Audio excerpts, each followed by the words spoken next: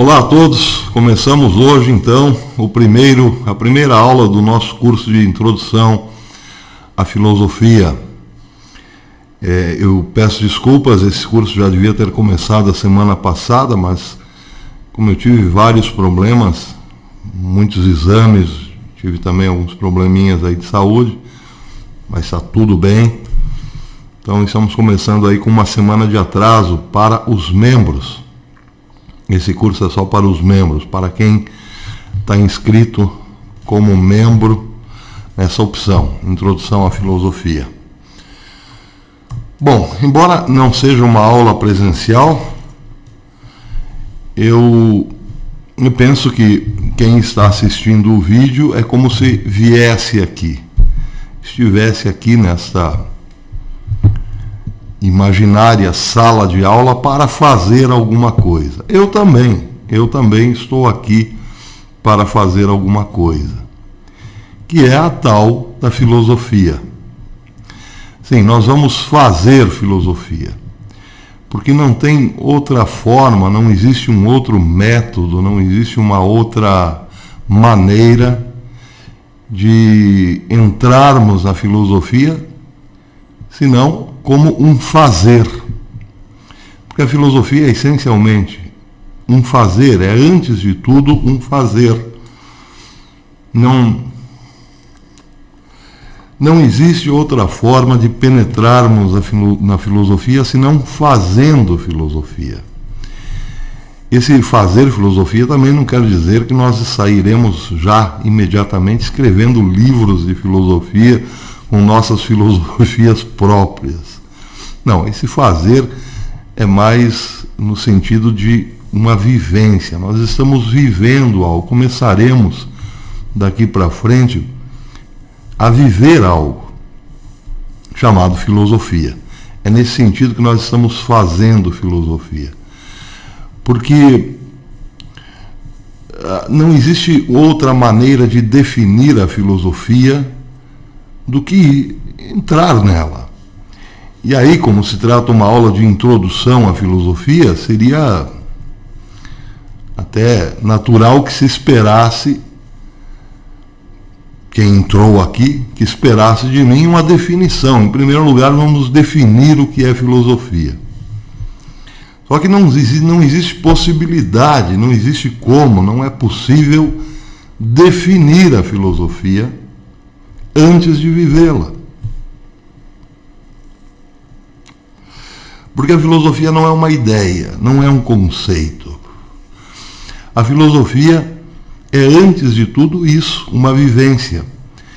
Então, tentar definir a filosofia antes de vivê-la seria mais ou menos como explicar para alguém como que é andar de bicicleta. A pessoa pode entender, pode ser inteligível, a explicação pode dar uma grande ideia de como é andar de bicicleta. Mas daí até a vivência das primeiras pedaladas numa bicicleta é um abismo. Existe um abismo entre uma explicação de como é andar de bicicleta do que andar realmente de bicicleta. Eu me lembro, quando eu era pequeno, meus colegas tinham bicicleta, eu não tinha. Isso foi nos anos 60. Nos anos 60, aqui na minha cidade, virou febre a tal da bicicleta. Toda criança e todo adulto tinha uma bicicleta. Eu tive que chorar bastante para ter a minha, mas ficava imaginando meus colegas fazendo todo tipo de performance com a bicicleta. Eu ficava imaginando como será, como deve ser incrível esse negócio de andar. Mas eu acho que eu nunca vou conseguir antes de uma boa explicação. Nunca ninguém me deu uma boa explicação. As minhas primeiras pedaladas foram na base do vamos lá. Uma bicicleta de adulto, aquelas com com a barra forte, se apresentou para mim, uma bicicleta antiga, da marca Galo, que nem existe mais. Alguém me entregou a bicicleta e disse, tua vez. E não dava nem para subir no banco, tinha que andar na bicicleta embaixo daquele cano, entre o cano, uma passando a perna para o outro lado, com o cano nas costas. E a criança, o meu colega, me deu a bicicleta e falou: tua vez. E eu lembro que fiz exatamente como tinha visto os meus colegas fazerem e saí. Simplesmente saí, meio torto, né? Entortei aqui, entortei ali, mas daqui a pouco estava simplesmente andando de bicicleta. Se tivessem me explicado como era, com todos os detalhes, com todas as possibilidades de andar de bicicleta, não teria resolvido, não teria feito o menor sentido para mim. Agora, bastou meio minuto em cima da bicicleta e eu já sabia o que era andar de bicicleta. Estou fazendo essa comparação porque a filosofia é a mesma coisa. Não adiantaria nada eu vir aqui e dizer para vocês que a filosofia pode se restringir a uma meia dúzia de fórmulas ou até duas, ou dar alguns métodos filosóficos. Eu poderia dizer, por exemplo, que a filosofia de Hegel se limita à seguinte fórmula: o racional é o real e o real é o racional. De que adiantaria, antes de termos entrado na filosofia de Hegel propriamente, estou dando um exemplo, antes de termos acompanhado o raciocínio de Hegel, como ele muda de raciocínio, como ele passa de um raciocínio para outro até construir um edifício filosófico, de nada adiantaria eu dar uma simples fórmula para vocês se vocês não tivessem antes entrado na casa de Hegel, visto como os móveis estão dispostos. Estou falando de modo metafórico. Antes de entrarmos nos textos filosóficos propriamente, toda definição se torna inútil. E como a filosofia é um fazer, e esse fazer pode ser também um fazer escrito, uma escrita, como geralmente se faz, é preciso entrar nesses trabalhos até pegarmos o que é, entendermos o que é dentro de nós, como uma vivência.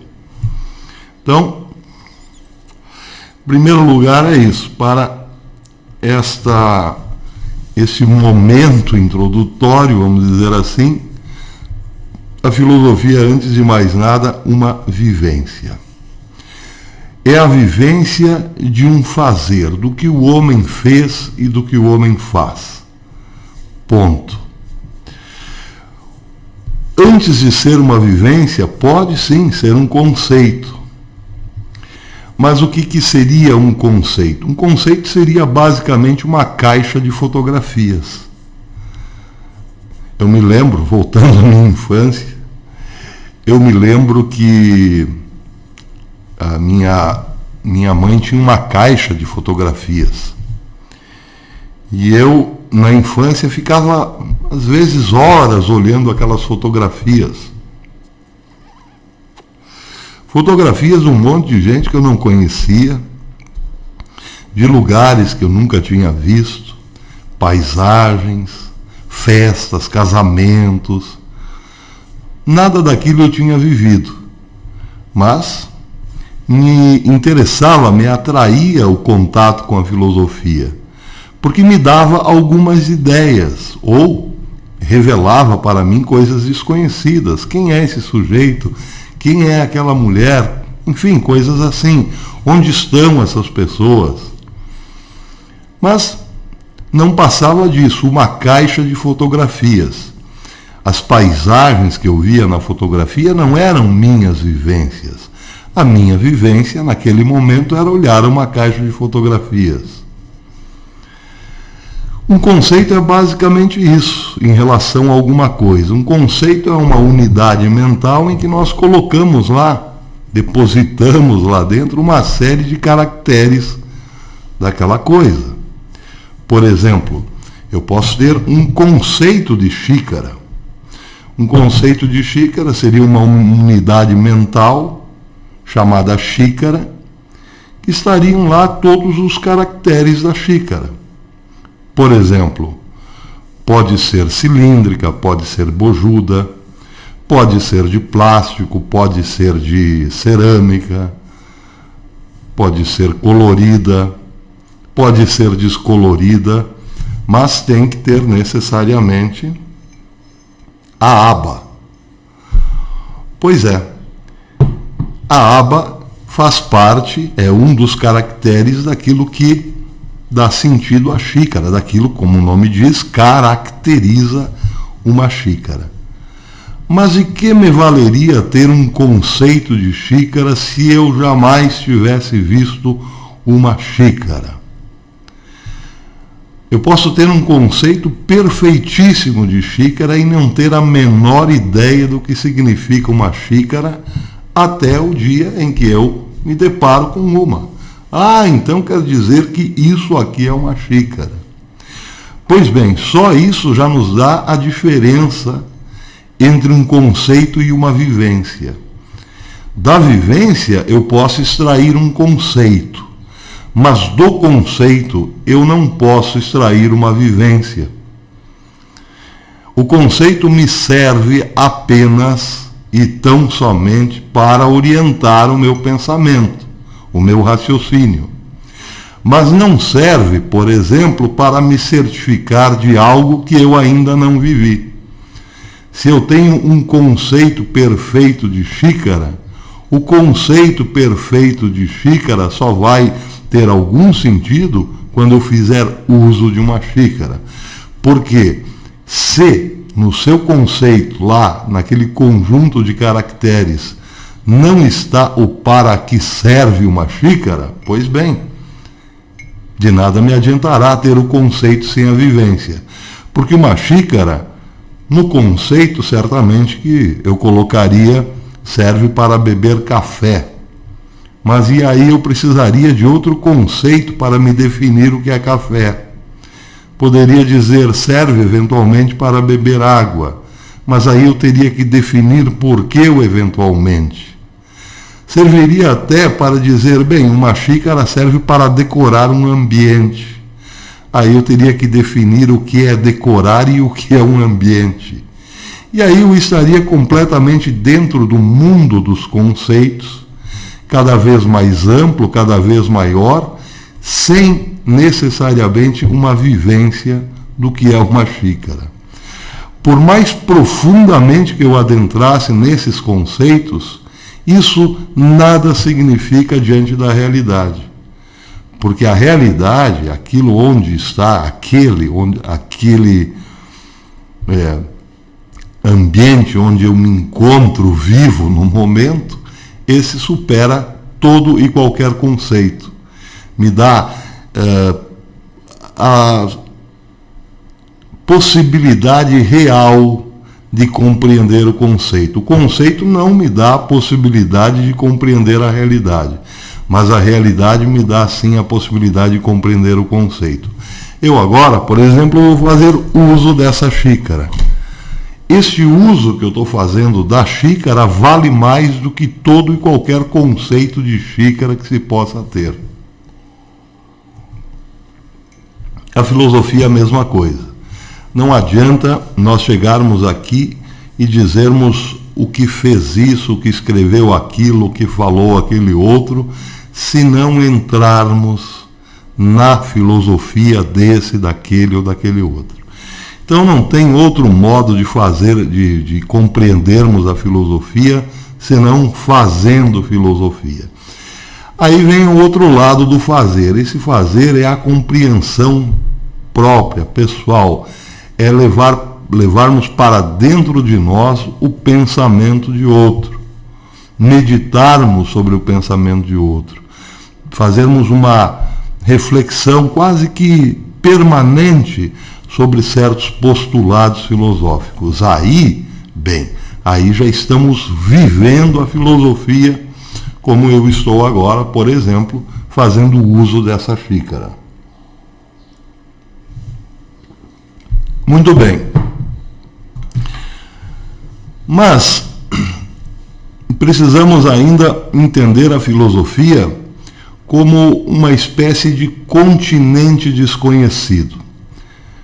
Já que a filosofia pode ser explicada a partir de uma vivência, nós podemos comparar essa vivência como a experiência de conhecer uma terra estranha, uma terra diferente. Estranha não é bem o termo, mas uma terra desconhecida. É como se, de repente, embarcássemos num carro para uma grande viagem por um lugar onde nunca fomos. Nós podemos fazer essa viagem de várias maneiras. Como na viagem mesmo, nós podemos fazê-la do alto, de avião, tendo uma visão panorâmica, muito grande, mas com poucos detalhes do terreno em que estamos entrando. Mas também podemos fazer essa viagem de carro, um automóvel a 100 km por hora. Teremos uma visão muito mais detalhada desse território do que se estivéssemos sobrevoando. Veremos mais detalhes, a vegetação com mais detalhes. Veremos os detalhes da estrada por onde estamos andando, o tipo de terreno e assim por diante. Há muito mais vivência numa viagem de carro, vamos dizer assim, do que numa viagem de avião. Aquela lá é de muito alto e muito rápida. De carro nós já estamos ao nível do chão e numa velocidade menor. Nós podemos ainda fazer uma viagem a pé, ou de burrinho, ou de cavalo. Aí os detalhes serão ainda maior. Conheceremos com mais profundidade os terrenos por onde estamos passando. Conheceremos até quem vive por ali, que tipo de vegetação predomina, onde está o rio, os animais que tem naquele local e assim por diante. A rigor, a viagem é a mesma, mas são diferentes tipos de fazer a viagem. No começo, nós vamos fazer uma viagem panorâmica, lá de cima, para ter uma compreensão meio geral desse território, desse terreno chamado filosofia. Mas na medida em que tivermos mais adaptados ou um pouco mais familiarizados com a filosofia, aí faremos outro tipo de viagem, a mesma viagem, porém de outro modo. Vamos entrar propriamente no terreno da filosofia, como uma caminhada, como aquele caminho que se faz, o caminho de Santiago. É muito diferente fazer o caminho de Santiago por avião do que de a pé. A diferença é brutal. Então, na medida em que formos nos familiarizando com a filosofia, vamos fazer o percurso a pé. Fazer o percurso a pé quer dizer o seguinte: entrarmos nesse e naquele outro filósofo, de modo lento, meditativo, com leituras meditativas. Isso é obrigatório para quem realmente quer entender a filosofia, pegar o jeito da filosofia, pegar o traquejo da filosofia. Esse traquejo é fundamental. É fundamental não só para a nossa compreensão da filosofia, mas para o despertar do nosso sentido crítico também. Porque, embora toda a filosofia pretenda encontrar um aspecto da verdade, ou até mesmo, muitas vezes, a verdade, nós não concordamos com todas. Agora, saber por que não concordamos com todos os filósofos, ou talvez até com nenhum, precisamos nós ter os nossos argumentos filosóficos, e isso só uma caminhada terrestre nos vai dar a possibilidade. Esse é o chamado traquejo filosófico, e isso só vem com o tempo. Isso não vem num despertar rápido, intuitivo, nem num voo panorâmico sobre o terreno da filosofia. Isso são anos de leitura e meditação, mas como uma longa caminhada, já dizia Mao Tse Tung, começa pelo primeiro passo, então estamos aqui hoje dando o primeiro passo. A primeira questão sobre a filosofia é compreender o seu nome, porque o nome já quer dizer alguma coisa. Filosofia. O nome é grego, que quer dizer amigo do conhecimento. Philos, amigo, Sofia, conhecimento. Esse nome ele não tem, digamos, muita relação com a história da filosofia. Alguns, no passado, foram, sim, amigos do conhecimento. Mas os filósofos mesmo, até mesmo os filósofos pré-socráticos que vieram antes de Sócrates, já não podiam ser tratados como meros amigos da filosofia.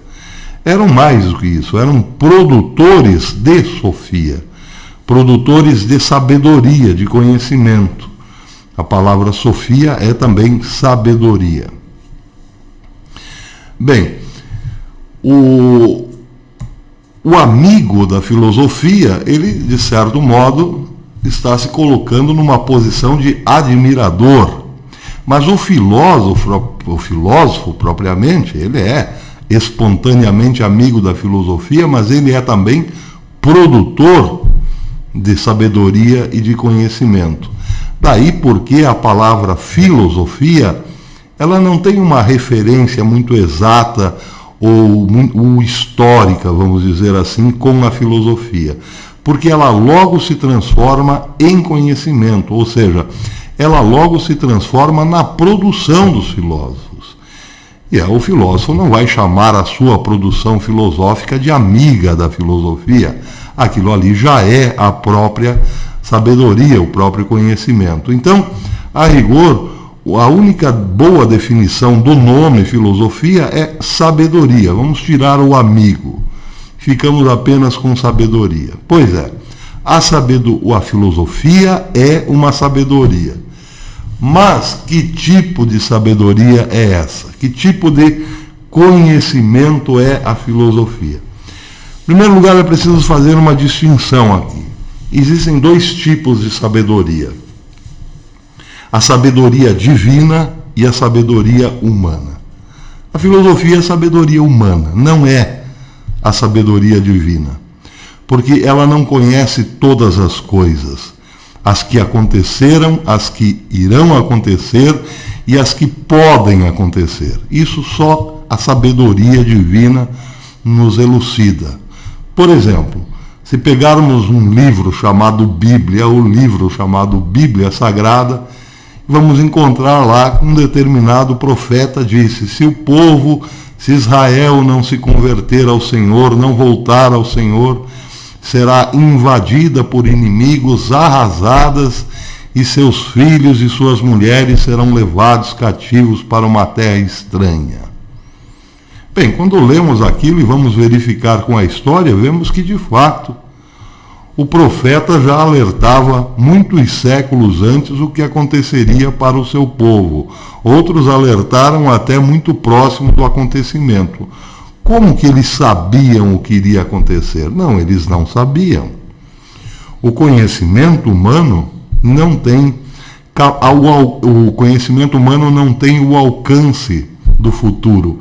Ele pode projetar o futuro de forma especulativa, mas não pode afirmar o futuro, salvo numa única condição: que no futuro todo e qualquer ser humano morrerá. No meu futuro, sei que lá em algum lugar eu morrerei. Eu só não posso dizer o dia e a hora, porque não tenho a sabedoria divina.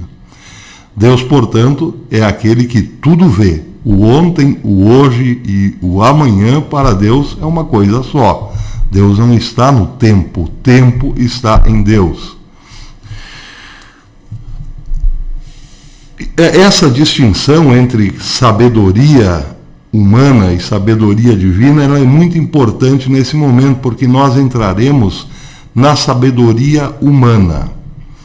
E a sabedoria humana, ela se distingue também de dois modos. Existe o conhecimento que nós buscamos e existe aquele conhecimento que nós temos ou adquirimos sem buscar. A sabedoria humana, a verdadeira sabedoria humana, não é o conhecimento que nos chega sem nós o procurarmos. É outro tipo de conhecimento. É aquele conhecimento que nós buscamos ter. Bom, falando de modo muito resumido, existem sim muitos conhecimentos que nós temos que nos chegaram sem nenhum esforço nosso. O conhecimento, por exemplo, de que não se pode colocar o dedo num fio desencapado se esse fio está ligado à rede elétrica. Esse conhecimento pode ter chegado de modo até desastroso. Uma criança vai lá e coloca o dedo num fio desencapado e toma um baita choque. Ela não buscou esse conhecimento, mas a partir do momento em que ela se acidentou, ela já sabe que não pode colocar o dedo num fio desencapado, só não sabe por quê. Se nós formos buscar o conhecimento do porquê o fio desencapado dá choque, bem, aí nós entenderemos uma série de coisas. Por exemplo, dá choque porque naquele fio, sobre aquele fio, está passando um número incontável de bolinhas muito pequenas chamadas elétron, numa velocidade muito grande. E porque elas estão passando, são materiais, é matéria, em um número absurdo, com muita força, aquelas bolinhas nos atingirão, nos darão um coice, vamos dizer assim, porque o choque geralmente é como um coice.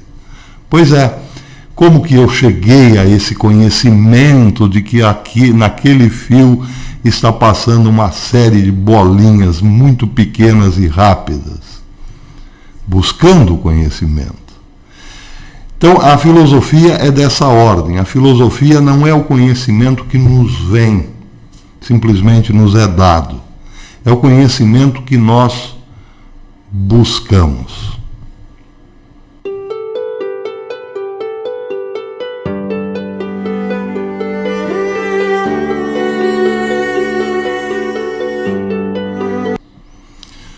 Platão, o discípulo mais famoso de Sócrates na Grécia Antiga, já fazia uma distinção entre o saber que nós adquirimos sem buscar do saber que nós conquistamos com o nosso esforço.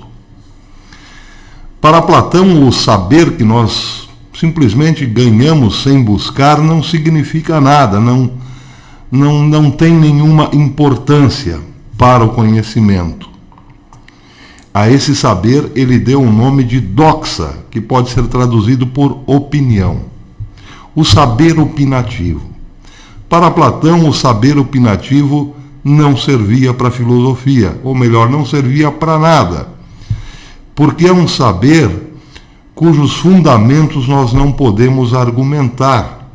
Nós não temos uma base para argumentar aquele saber. É como uma criança que coloca a mão num fio desencapado. Ela sabe que é perigoso.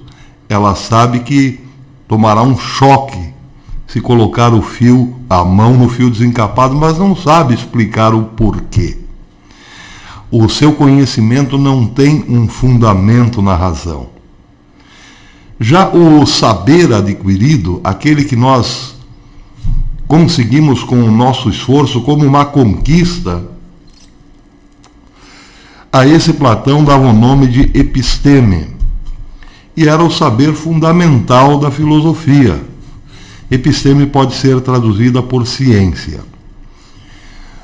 A filosofia não podia fazer uso de outro saber que não a episteme, o saber epistemológico, porque o saber epistemológico é aquele que tem fundamentos sólidos para não ser destruído. E como a filosofia para Platão era a própria ciência, a opinião estava completamente fora desse tipo de fazer humano. O fazer opinativo, a opinião para Platão não servia para absolutamente nada. Ele procurava o saber científico, aquele fundamentado na razão. Só que aí entra o grande problema, talvez o primeiro grande problema da filosofia. como passar do saber opinativo, aquele que simplesmente nos chega, para um saber fundamentado. Como passar da doxa, que é a mera opinião, para um conhecimento fundamentado, ou seja, para a ciência, para a episteme. Por exemplo, eu sou da opinião de que não se deve cortar o cabelo na lua minguante, porque aí o cabelo não cresce rápido. Demora para crescer, fica ralinho e assim por diante. Bom, mas o que me fundamenta esse saber? Eu ainda não sei. Se eu ainda não sei qual é o fundamento da relação causal entre a lua minguante e o crescimento do cabelo, esse meu saber é mera opinião, é só uma opinião. E por ser apenas uma opinião, não ter uma raiz fundamentada na razão, ele está sujeito a ser demolido por um opositor, por exemplo, qualquer um, ou por nós mesmos podemos, não tendo o fundamento daquilo na razão, destruir aquele conhecimento meramente opinativo. Platão sabia que não era possível chegar à sabedoria humana, ao conhecimento, à ciência, com meras opiniões. Só que o problema agora era passar da doxa para o conhecimento científico, para a episteme. Como dar esse salto? O que nos permite, qual é a plataforma que nos permite sair da mera opinião para um conhecimento certo, para um conhecimento seguro, para um conhecimento capaz de se defender, digamos assim, dos ataques? Era preciso, segundo Platão, um método. Nós não passamos, pensava Platão, do conhecimento opinativo, da mera opinião, para a episteme, sem um método. Vejam, aqui já entra algo importante na filosofia. A filosofia, toda ela tem um método. Todo grande filósofo tem um método. Existem vários métodos na filosofia. Nós agora estamos falando do primeiro método filosófico que se tem notícia, o método platônico.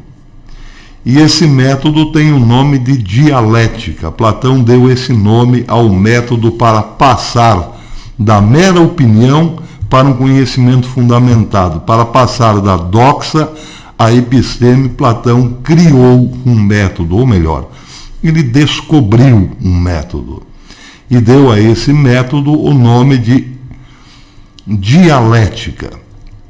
Bem, o que é a dialética platônica? Como que funciona esse método? Isso nós vamos ver mais adiante, mas nessa visão panorâmica dá para dizer que a dialética é basicamente um diálogo interno. Nesse diálogo nós colocamos o objetivo lá na frente, o que queremos atingir como conhecimento. Por exemplo, se eu me pergunto o que é a beleza, eu quero ter um conhecimento seguro do que é a beleza. Seguro quer dizer o seguinte: um conhecimento cujo argumento é tão forte que não pode ser demolido, que não pode ser contestado. Então eu jogo lá na frente uma resposta. Eu quero saber o que é a beleza. Coloco uma resposta lá na frente, uma resposta qualquer para ser negada. Então eu digo inicialmente que a beleza é uma bela mulher. Joguei a resposta, joguei a definição lá na frente para negá-la. Esse é o método. Bem, por que eu vou negar isso? Porque certamente essa resposta não abarca o sentido da beleza nem de longe. Ela apenas orienta o caminho, onde eu quero chegar. Quero chegar numa definição perfeita.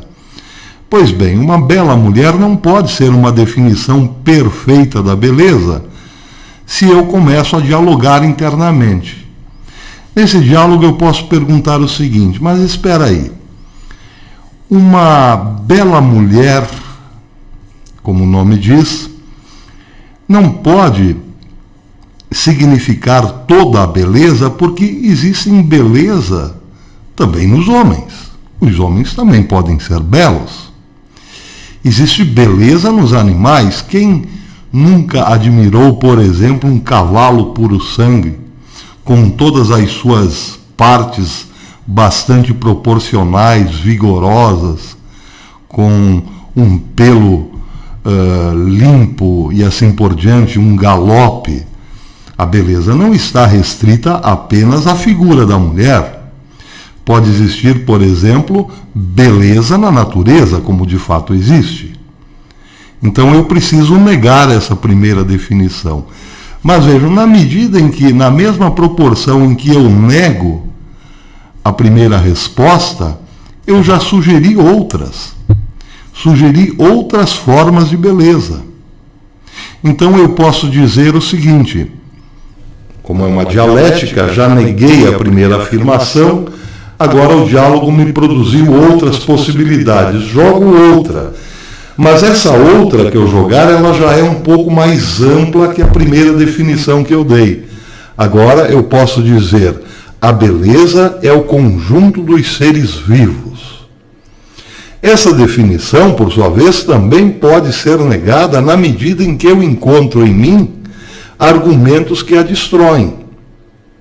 Eu posso dizer, por exemplo, mas espera aí, no conjunto dos seres vivos existem os mais fortes e os mais fracos, os mais sãos e os mais doentes, os mais bem-feitos e os menos bem-feitos.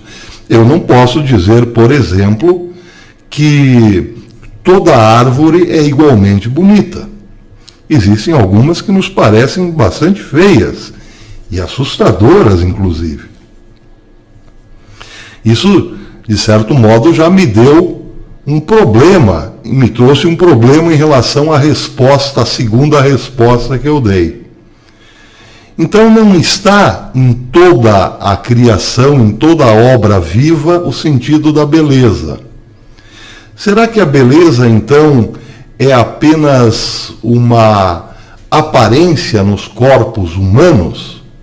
Bem, aí eu posso dizer o seguinte: existem atos também belos. Existem obras criadas pela mão humana que também são belas. E assim eu vou. Esse é o processo dialético. Um processo que visa, na medida em que a primeira resposta é superada, a segunda resposta é superada, ir depurando o conceito, até que finalmente se chegue numa definição que não pode mais ser discutida. Esse era, aliás, o trabalho do mestre de Platão, o filósofo Sócrates, o filósofo pré-socrático, ou melhor, o filósofo que está entre os pré-socráticos, os filósofos da natureza que vieram antes dele, e Platão, que segue toda a tradição filosófica do Ocidente até chegar até nós, aos tempos presentes. Sócrates é o divisor de águas na filosofia. Como Cristo é o divisor do tempo, Sócrates é o divisor da filosofia. O que veio antes de Sócrates é uma pré-filosofia. E o que vem a partir de Sócrates e depois de Sócrates é outra coisa. Isso também nós vamos ver na sequência. Mas o trabalho de Sócrates foi esse. O trabalho fundamental de Sócrates foi esse. Primeiro, descobrir o conceito. Foi Sócrates quem descobriu o conceito. O conceito é essa unidade mental que nos diz o que uma coisa é. Ou melhor, que nos diz o que uma coisa é, não, mas aquilo que fundamenta, digamos assim, a definição de uma coisa. Se esse conceito for devidamente bem depurado, ele se torna praticamente irresistível, ninguém pode contestá-lo. Seria mais ou menos como em matemática nós dizermos que o triângulo tem 3 lados. Alguém pode contestar? Não, porque aí, nesse caso, o predicado é igual ao sujeito. Um conceito bem definido, ele se equivale quase que ao sujeito da proposição. Mas tudo isso nós vamos ver lá para diante, vamos entrar também um pouco na lógica. O que importa agora é perceber, assim, pelo menos panoramicamente, que Platão é o primeiro filósofo a distinguir profundamente o sentido da filosofia. O sentido da filosofia é chegar ao conhecimento humano pelo próprio esforço. É muito diferente do conhecimento divino.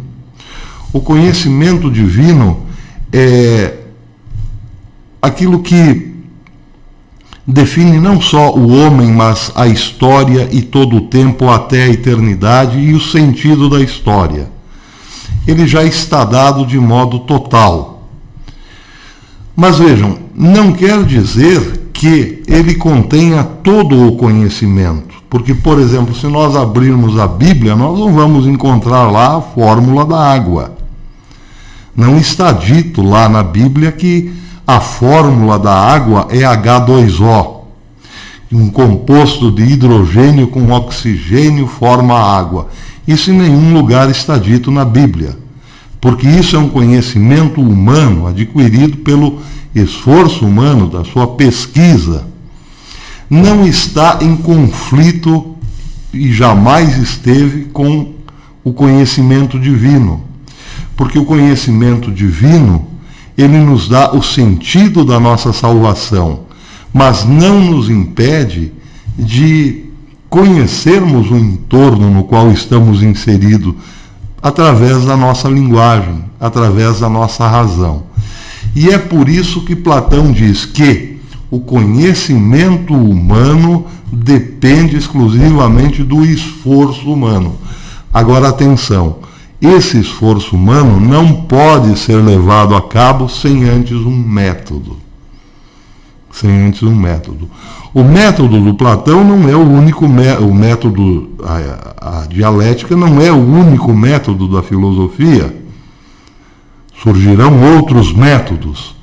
Mas o que Platão descobriu e é praticamente inerente à própria filosofia é de que todo e qualquer filósofo precisará usar um método, seja o dele próprio ou outro que virá depois na história. Mas o método é fundamental para fazer filosofia. Então nós já vimos aqui algumas coisas. Por exemplo, a filosofia é um fazer humano. A filosofia é, antes de tudo, a busca de um conhecimento fundamentado na razão. E para passarmos da mera opinião para esse conhecimento maior, precisamos de um método. Já temos aqui pelo menos 3 coisas importantes para lembrar para todo o resto da nossa vida filosófica. Existe uma diferença entre opinião e ciência, e a opinião e a ciência, a episteme, só é atingida a partir de um método.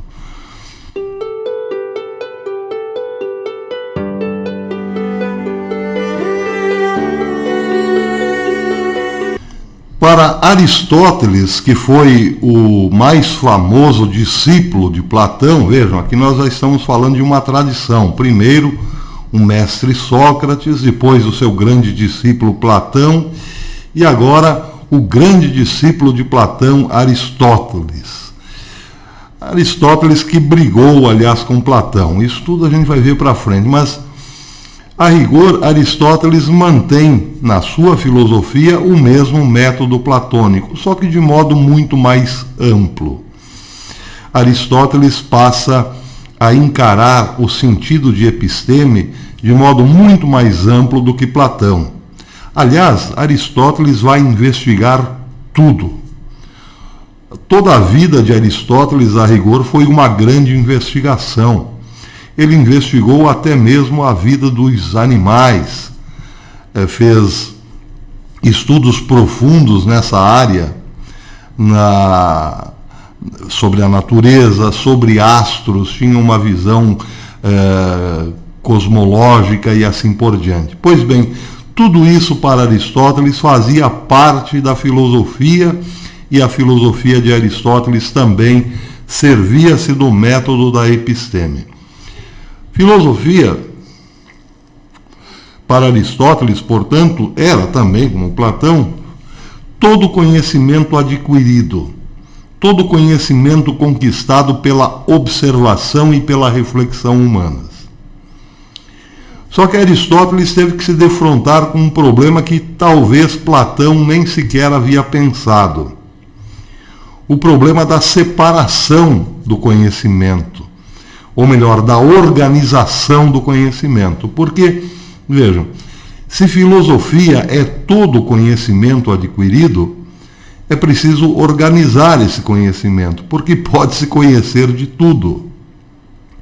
E foi isso que Aristóteles viu.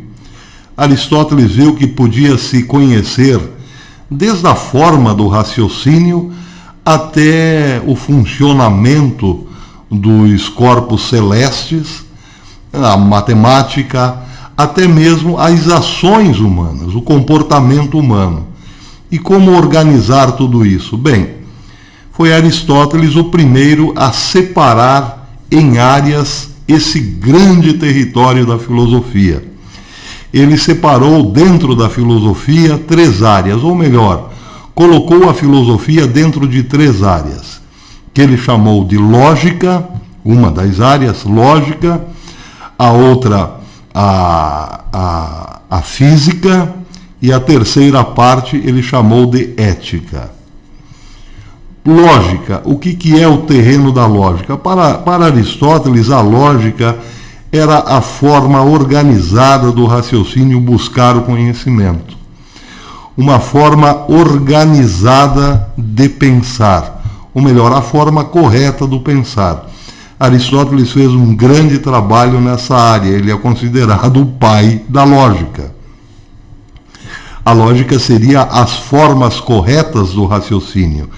E para isso, para ter uma forma, ou melhor, para chegar ao verdadeiro conhecimento, ao conhecimento científico, era preciso ter uma base para trabalhar o raciocínio, uma base para raciocinar, uma base correta que ele vai chamar de lógica. Esse é o primeiro aspecto da filosofia, nós vamos ver isso também com calma. O segundo território, o segundo grande território da filosofia era para Aristóteles a física. E a física era a pesquisa, o estudo, a reflexão sobre qualquer coisa, sobre tudo, na verdade. Tudo que dizia respeito ao homem no mundo e o mundo. Mas ele também dividiu a filosofia colocou a filosofia, ou melhor, fez uma divisão, uma terceira divisão na filosofia que ele chamou de ética. E a ética visava o conhecimento das ações humanas, o comportamento humano, a forma como o homem, o que o homem fazia e a forma como fazia. Porque o homem, como nós bem sabemos, faz a guerra, faz a paz, constrói cidades, cria a política, constrói família e assim por diante. Pois bem, essa pluralidade de ações humanas é estudada por Aristóteles dentro desse desse território dentro da filosofia que ele chama de ética.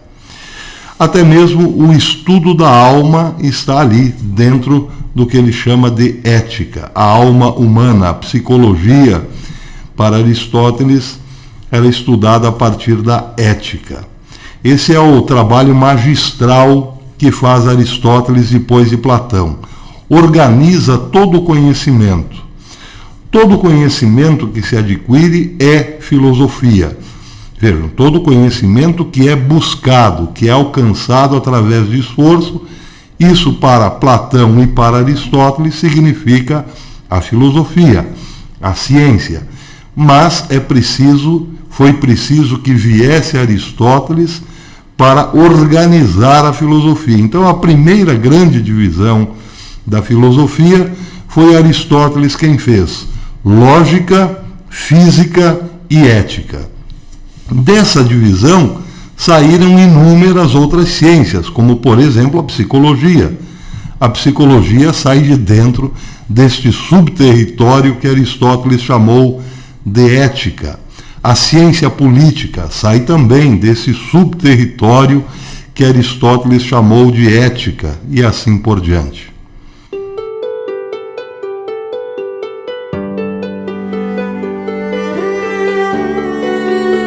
Assim, nós podemos muito bem dizer que o pontapé iniciado por Sócrates foi aprimorado por Platão e chegou à perfeição com Aristóteles. Sim, mas atenção, a perfeição dentro da antiguidade grega. Porque o pensamento de Platão e Aristóteles, apesar de terem atravessado os tempos, ou o tempo, e chegado até nós, e é preciso dizer que em muitas coisas Platão e Aristóteles são sempre atuais, a filosofia ganhou um novo aspecto com o surgimento do cristianismo, sobretudo na Europa. Vejam, para Platão e Aristóteles, a filosofia era o conhecimento adquirido, o conhecimento que o homem buscava ter do homem, da natureza e do comportamento, das ações do próprio homem. Ou seja, uma sabedoria humana buscada, evidentemente, pelo homem, uma conquista humana. Mas restringia-se a isso, a conhecer o homem e a natureza. Acontece que com o advento do cristianismo, com a verdade revelada, surgem também os estudiosos que querem atingir um conhecimento, buscar um conhecimento aos moldes da filosofia de um objeto que não estava presente na filosofia grega, não do mesmo modo que esteve para os cristãos, os primeiros cristãos. Deus. Eu digo aqui objeto porque dentro da metafísica, Deus é um objeto, um ente, um elemento do estudo da metafísica. É apenas esse sentido. Platão e Aristóteles falaram, de certo modo, de algo que nos lembra a revelação de Nosso Senhor Jesus Cristo sobre o Deus único, mas nos lembra muito de longe. Platão, por exemplo, fala do sumo bem, e Aristóteles fala do motor imóvel. Mas são rápidas pinceladas, sem nenhum grande aprofundamento sobre este objeto. Já depois do advento do cristianismo, quando o cristianismo chega na Europa, levado pelos judeus, evidentemente, a Boa Nova chega na Europa, com a base filosófica estabelecida por Platão e Aristóteles durante séculos, aqueles europeus que recebiam a revelação, a verdade revelada, estudavam também uma forma humana de conhecer a Deus, como nos moldes filosóficos de Platão e Aristóteles. Bem, isso era filosofia ou não? Aí é que está a questão.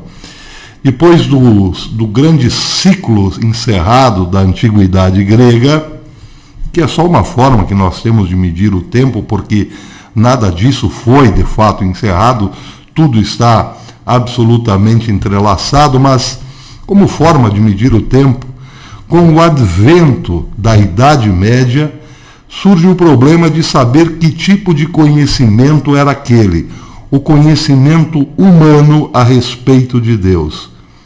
Era filosofia? Não. Para os medievais, aquilo era outra ciência. Embora usando métodos filosóficos, embora partindo dos mesmos elementos metodológicos da filosofia, para os medievais aquele estudo era completamente diferente. Aquilo era uma outra ciência que foi nomeada de teologia. Tel, de Deus, logia, ou seja, um discurso racional sobre Deus. É, de certo modo, filosofia, porque a teologia é a compreensão que nós buscamos ter humanamente, com o nosso aparato cognitivo, a respeito de Deus. É o estudo humano a respeito de Deus. Não é a verdade revelada. A verdade revelada, como disse no começo, faz parte da sabedoria divina, que nada tem a ver com a filosofia e também com a teologia. A teologia é uma filosofia, vamos dizer assim, que tem um único objeto de estudo, Deus. Como Aristóteles havia dividido a filosofia em lógica, física e ética, em nenhum momento Deus aparecia ali como objeto de estudo. A lógica era o estudo das formas de raciocínio. A física era o estudo de tudo. Tudo que é imanente, tudo que é material, tudo que está fazendo parte desse grande conjunto que os gregos chamavam de physis, que é o mundo. E Deus, portanto, não poderia ser esse objeto porque não está contido no mundo. Se Deus estivesse contido no mundo, o mundo seria maior do que Deus e, portanto, Deus não seria Deus. E também não poderia ser objeto de estudo da ética, porque, afinal, a ética se preocupava apenas e tão somente com o comportamento humano. Pois bem, surge então uma filosofia diferente, que se preocupa com um objeto diferente, mas que usa os mesmos mecanismos despertados lá pelos gregos, por Platão, por Sócrates, Platão e Aristóteles. De Sócrates, a busca conceitual. De Platão, o método dialético. E de Aristóteles, uma relação de todo esse vasto conhecimento já adquirido por sua própria filosofia com as novas descobertas a respeito de Deus. Ou seja, de Aristóteles herdou-se o sentido da realidade. Sim, porque Deus em nenhum momento pode ser tratado como um produto da imaginação humana ou da alma humana. Bem, tudo isso nós vamos entrar agora, daqui para frente, com um pouco mais de calma. Por enquanto, como disse, nós estamos fazendo um voo com um planador muito alto, tendo uma visão muito panorâmica, mas sem nenhum grande detalhe. Logo mais, nós vamos baixar esse aeroplano e tentar caminhar um pouco pela filosofia. Um pouco não, esse curso não tem hora para acabar, não tem dia para acabar. Começou agora, nós não sabemos quanto tempo. Enquanto existir aqui o YouTube, a internet, nós vamos fazendo toda quarta-feira. Terminando por aqui, quero dizer o seguinte, esta primeira aula eu vou colocar no aberto, mas ela faz parte desta guia, dessa opção que nos dá o YouTube para os membros, que é o curso de filosofia.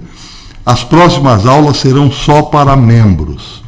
Então, se você ainda não é membro do canal, clique aqui, abaixo onde você está vendo, aqui está a página inicial do canal, aqui está Seja Membro. Se você clicar, terá essa opção, o curso de filosofia, por um valor bastante módico, R$ 7,99 por mês. Se você deseja acompanhar esse curso, inscreva-se. Não é um curso para expertos em filosofia, é para quem nunca teve contato com a filosofia de preferência. É um curso escolar, bastante escolar, mas que pretende dar uma base para quem quiser voos mais altos. Depois, quem quiser um voo realmente mais alto, é só procurar o professor Olavo de Carvalho, porque ele, de fato, é um filósofo.